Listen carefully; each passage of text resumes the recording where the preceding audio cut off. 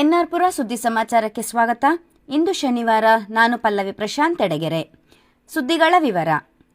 ಪಟ್ಟಣ ಪಂಚಾಯಿತಿಯ ನಗರೋತ್ಥಾನ ವೈಯಕ್ತಿಕ ಫಲಾನುಭವಿಗಳ ಅನುದಾನವು 2025 ಡಿಸೆಂಬರ್ 2ರಂದು ಮಂಜೂರಾಗಿದೆ ಎಂದು ಪಟ್ಟಣ ಪಂಚಾಯಿತಿ ಸ್ಥಾಯಿ ಸಮಿತಿ ಮಾಜಿ ಅಧ್ಯಕ್ಷೆ ಹಾಗೂ ಪಟ್ಟಣ ಪಂಚಾಯಿತಿ ಮಾಜಿ ಅಧ್ಯಕ್ಷೆ ಜುಬೇದಾ ಸ್ಪಷ್ಟನೆ ನೀಡಿದರು. ಅವರು ಶುಕ್ರವಾರ ಪ್ರವಾಸಿ ಮಂದಿರದಲ್ಲಿ ಜಂಟಿ ಸುದ್ದಿಗೋಷ್ಠಿಯಲ್ಲಿ ಬಿಜೆಪಿ ನಗರ ಅಧ್ಯಕ್ಷರ ಆರೋಪಕ್ಕೆ ಸ್ಪಷ್ಟನೆ ನೀಡಿ ಮಾತನಾಡಿದರು. ಪಟ್ಟಣದ 465 ಫಲಾನುಭವಿಗಳಿಗೆ ವೈಯಕ್ತಿಕ ಅನುದಾನ ನೀಡಲು 77 ಲಕ್ಷ ರೂಪಾಯಿ ಮಂಜೂರಾಗಿದ್ದು, 3 ತಿಂಗಳ ಹಿಂದೆಯೇ 65 ಲಕ್ಷ ರೂಪಾಯಿ ಪಟ್ಟಣ ಪಂಚಾಯಿತಿಗೆ ಬಂದಿದೆ.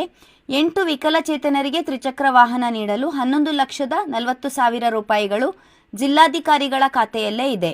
ಪಟ್ಟಣ ಪಂಚಾಯಿತಿಯಲ್ಲಿ ನೌಕರರ ಕೊರತೆ, ರಸ್ತೆ ಅಗಲೀಕರಣದ ಒತ್ತಡ, ಎಸ್ಐಆರ್, ಜಾತಿ ಗಣತಿಯಲ್ಲಿ ನೌಕರರು ತೊಡಗಿಸಿಕೊಂಡಿದ್ದರಿಂದ ವೈಯಕ್ತಿಕ ಅನುದಾನ ನೀಡಲು ವಿಳಂಬವಾಗುತ್ತಿದೆ. ಮುಂದಿನ ಕೆಲವೇ ದಿನಗಳಲ್ಲಿ ದಾಖಲೆ ಸರಿಪಡಿಸಿಕೊಂಡು ಫಲಾನುಭವಿಗಳ ಸಮಾವೇಶ ನಡೆಸಿ ಅನುದಾನ ವಿತರಿಸಲಾಗುತ್ತದೆ ಎಂದರು. 2023ರ ವಿಧಾನಸಭಾ ಚುನಾವಣಾ ಸಂದರ್ಭದಲ್ಲಿ ನಗರೋತ್ಥಾನ ವೈಯಕ್ತಿಕ ಅನುದಾನ ನಿರೀಕ್ಷೆ ಇಟ್ಟುಕೊಂಡು ಪಟ್ಟಣದ ಮತದಾರರಿಗೆ ಮಂಜೂರಾತಿ ಪತ್ರ ನೀಡಲಾಗಿತ್ತು. ಕಾಂಗ್ರೆಸ್ ಸರ್ಕಾರ ಬಂದ ನಂತರ ಗ್ಯಾರಂಟಿ ಯೋಜನೆಗಳಿಂದ ಅನುದಾನದ ಕೊರತೆ ಉಂಟಾಗಿತ್ತು. ನಮ್ಮ ಸರ್ಕಾರದ ವಿರುದ್ಧ ನಾವೇ ಹೋರಾಟ ಮಾಡಿ ಅನುದಾನ ತಂದಿದ್ದೇವೆ. ರಾಜ್ಯದಲ್ಲೇ ಪ್ರಥಮ ಬಾರಿಗೆ ನಗರೋತ್ಥಾನ ವೈಯಕ್ತಿಕ ಅನುದಾನ ಎನ್ಆರ್ಪುರ ಪಟ್ಟಣ ಪಂಚಾಯಿತಿಗೆ ಬಿಡುಗಡೆಯಾಗಿದೆ ಎಂದು ಸಂಬಂಧಪಟ್ಟ ದಾಖಲೆಗಳನ್ನು ಬಿಡುಗಡೆ ಮಾಡಿದರು. ರಾಜಕೀಯ ಕಾರಣಕ್ಕಾಗಿ ಬಿಜೆಪಿ ನಗರ ಅಧ್ಯಕ್ಷರು ಪತ್ರಿಕಾ ಹೇಳಿಕೆ ನೀಡಿದ್ದಾರೆ ಎಂದು ಆರೋಪಿಸಿದರು. ಈ ಸಂದರ್ಭದಲ್ಲಿ ಪಟ್ಟಣ ಪಂಚಾಯಿತಿ ಸದಸ್ಯರಾದ ಮುನಾವರ್ ಪಾಷಾ, ಮೊಹಮ್ಮದ್ ವಸೀಂ ಇದ್ದರು. 10/1/2023 ಮಾನ್ಯ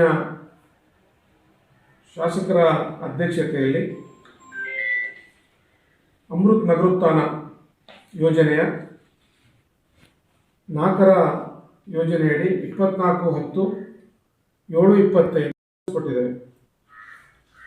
ಇದರಲ್ಲಿ ಪೌರ ಕಾರ್ಮಿಕರ ಮನೆ ನಿರ್ಮಾಣ, ಪರಿಶಿಷ್ಟ ಪಂಗಡದ ಪರಿಶಿಷ್ಟ ಜಾತಿಯ ಮನೆ ರಿಪೇರಿ ಡಿಸೆಂಬರ್ ತಿಂಗಳಲ್ಲೇ ನಮಗೆ ಅನುದಾನ ಬಿಡುಗಡೆ ಆಗಿದೆ.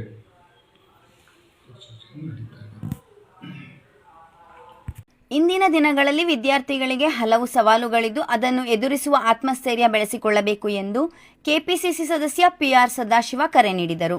ಅವರು ಗುರುವಾರ ತಾಲೂಕಿನ ಮೆಣಸೂರು ಗ್ರಾಮದಲ್ಲಿರುವ ಮೌಂಟ್ ಕಾರ್ಮಲ್ ಪದವಿ ಪೂರ್ವ ಕಾಲೇಜಿನಲ್ಲಿ ಆಯೋಜಿಸಿದ್ದ ಕಾರ್ಮಲ್ ಡೇ ವಿದ್ಯಾರ್ಥಿ ಸಂಘದ ಪದವಿ ಸ್ವೀಕಾರ ಸಮಾರಂಭ ಹಾಗೂ ಪ್ರಥಮ ಪಿಯುಸಿ ವಿದ್ಯಾರ್ಥಿಗಳಿಗೆ ಸ್ವಾಗತ ಸಮಾರಂಭ ಕಾರ್ಯಕ್ರಮ ಉದ್ಘಾಟಿಸಿ ಮಾತನಾಡಿದರು. ವಿದ್ಯಾರ್ಥಿಗಳಿಗೆ ಕಲಾ, ವಾಣಿಜ್ಯ, ವಿಜ್ಞಾನ ವಿಭಾಗದಲ್ಲಿ ಅದರದೇ ಆದ ಅವಕಾಶಗಳಿದ್ದು ಅದರ ಬಗ್ಗೆ ಜ್ಞಾನ ಪಡೆದುಕೊಳ್ಳಬೇಕು. ನಿರ್ದಿಷ್ಟ ಗುರಿ ಇಟ್ಟುಕೊಂಡು ಗುರುಗಳ ಮಾರ್ಗದರ್ಶನ ಪಡೆದುಕೊಂಡು ಅದನ್ನು ಈಡೇರಿಸುವ ನಿಟ್ಟಿನಲ್ಲಿ ಶ್ರಮಿಸಬೇಕು. ಗುರು ಹಿರಿಯರಿಗೆ, ಹೆತ್ತ ಪೋಷಕರಿಗೆ ಗೌರವ ಕೊಡುವ ಉತ್ತಮ ಸಂಸ್ಕಾರ, ನಡೆ, ನುಡಿ, ನೈತಿಕತೆ, ಮಾನವೀಯ ಮೌಲ್ಯಗಳನ್ನು ಬೆಳೆಸಿಕೊಳ್ಳಬೇಕು ಎಂದರು. ಕಾಲೇಜು ಅಭಿವೃದ್ಧಿ ಸಮಿತಿಯ ಉಪಾಧ್ಯಕ್ಷ ಸಜ್ಜು ಡಿ ಪೆರುಮಾಯಳ್ ಮಾತನಾಡಿ, ಪ್ರಸ್ತುತ ದಿನಗಳಲ್ಲಿ ಪೋಷಕರು ಮಕ್ಕಳ ಮೇಲಿನ ಅತೀವ ಕಾಳಜಿಯಿಂದ ಅವರು ಕೇಳಿದ್ದನ್ನೆಲ್ಲ ಕೊಡಿಸುವ ಕೆಲಸ ಮಾಡುತ್ತಿರುವುದರಿಂದ ಮಕ್ಕಳಿಗೆ ಕಷ್ಟ ಸುಖದ ಅರಿವು ಉಂಟಾಗದೆ ದಾರಿ ತಪ್ಪುವ ಕೆಲಸವಾಗುತ್ತಿದೆ ಎಂದು ಕಳವಳ ವ್ಯಕ್ತಪಡಿಸಿದರು. ಕಾರ್ಮೆಲ್ ವಿದ್ಯಾಸಂಸ್ಥೆಯ ವ್ಯವಸ್ಥಾಪಕಿ ಸಿಸ್ಟರ್ ಜೋಸಿ, ಪ್ರಾಂಶುಪಾಲೆ ಸಿಸ್ಟರ್ ಶುಭಾ ಮಾತನಾಡಿದರು.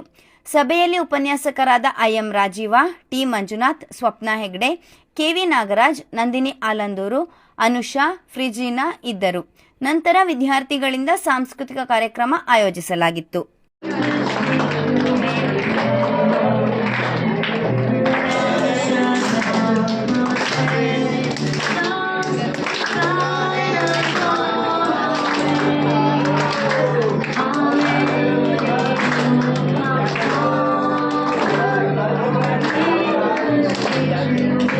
ಕುಮಾರಿ ರಮ್ಯಾ ಅವರು ದೇಶ ಸೇವೆಯನ್ನೇ ವೃತ್ತಿಯಾಗಿ ಆಯ್ಕೆ ಮಾಡಿಕೊಂಡಿರುವುದು ಹೆಮ್ಮೆಯ ವಿಷಯವಾಗಿದೆ ಎಂದು ಡಿಸಿಎಂಸಿ ಶಾಲೆಯ ಶೈಕ್ಷಣಿಕ ಸಲಹೆಗಾರ ಬೆಮ್ಮನೆ ದಯಾನಂದ್ ಶ್ಲಾಘನೆ ವ್ಯಕ್ತಪಡಿಸಿದರು. ಅವರು ಗುರುವಾರ ಪಟ್ಟಣದ ಡಿಸಿಎಂಸಿ ಪ್ರೌಢಶಾಲೆಯಲ್ಲಿ ಆಯೋಜಿಸಿದ್ದ ಬಿಎಸ್ಎಫ್ನ ಪ್ರಥಮ ಮಹಿಳಾ ಯೋಧೆ ಕುಮಾರಿ ರಮ್ಯಾ ಅವರನ್ನು ಸನ್ಮಾನಿಸುವ ಕಾರ್ಯಕ್ರಮದಲ್ಲಿ ಮಾತನಾಡಿದರು. ಕುಮಾರಿ ರಮ್ಯಾ ಅವರು ರಾಜ್ಯ ಹಾಗೂ ರಾಷ್ಟ್ರಮಟ್ಟದ ಅಥ್ಲೆಟಿಕ್ಸ್ ಸ್ಪರ್ಧೆಗಳಲ್ಲಿ ಸಾಧನೆ ಮಾಡಿದ್ದಾರೆ. ಕಾಲೇಜು ದಿನಗಳಲ್ಲಿ ಪ್ರತಿಭಾವಂತ ವಿದ್ಯಾರ್ಥಿನಿಯಾಗಿದ್ದ ಕುಮಾರಿ ರಮ್ಯಾ ದೇಶ ಸೇವೆಯನ್ನು ಆಯ್ಕೆ ಮಾಡಿಕೊಂಡಿರುವುದು ನಿಜಕ್ಕೂ ಶ್ಲಾಘನೀಯವಾಗಿದೆ. ರಮ್ಯಾ ಅವರು ಇತರ ಯುವತಿಯರಿಗೆ ಮಾದರಿಯಾಗಿದ್ದಾರೆ ಎಂದರು. ಅಭಿನಂದನೆ ಸ್ವೀಕರಿಸಿ ಮಾತನಾಡಿದ ಕುಮಾರಿ ರಮ್ಯಾ ಅವರು, ಸೇನೆಯಲ್ಲಿ ಸೇವೆ ಸಲ್ಲಿಸುವುದು ಒಂದು ಸವಾಲಾಗಿದೆ. ಚಿಕ್ಕಂದಿನಿಂದಲೂ ಕಾಶ್ಮೀರ ನೋಡಬೇಕೆಂಬ ಆಸೆ ನನಗೆ ಇತ್ತು. ಸೇನೆಗೆ ಹೋದರೆ ಬದುಕುವ ಭರವಸೆ ಇಲ್ಲ ಎಂಬುದು ತಪ್ಪು ಕಲ್ಪನೆ. ಕ್ರೀಡಾಪಟುಗಳಿಗೆ ಸೇನೆಯಲ್ಲಿ ಉತ್ತಮ ಅವಕಾಶಗಳಿವೆ ಎಂದರು. ತಾಲೂಕು ಒಕ್ಕಲಿಗರ ಸಂಘದ ಖಜಾಂಚಿ ಕಟಗಳಲ್ಲಿ ಲೋಕೇಶ್ ಅವರು ಮಾತನಾಡಿದರು.